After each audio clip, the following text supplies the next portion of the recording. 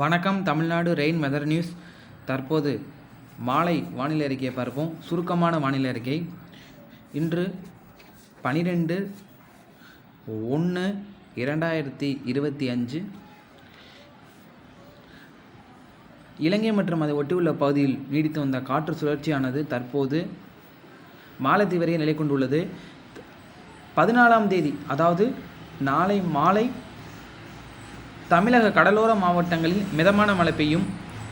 14 மற்றும் 15ஆம் தேதி, அதாவது பொங்கல் தினத்தன்று மற்றும் 15ஆம் தேதி, ஜனவரி 14 மற்றும் 15ஆம் தேதி தமிழக கடலோர மாவட்டங்களில் காற்று சுழற்சி காரணமாக கனமழை பெய்யும். ஒரு சில இடங்களில் மிக கனமழை பதிவாகும். அதேபோல் தென் உள் மாவட்டங்களில் பரவலான கனமழை பெய்ய வாய்ப்பு.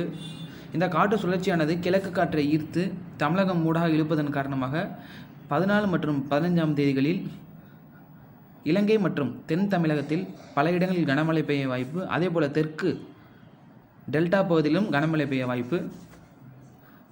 நன்றி, வணக்கம். நம்ம தமிழ்நாடு ரெயின் வெதர் நியூஸ் சேனலை மறக்காமல் சப்ஸ்கிரைப் பண்ணுங்கள், லைக் பண்ணுங்கள், ஷேர் பண்ணுங்கள். நாளை காலையில் மற்றொரு வானிலையில் சந்திப்போம்.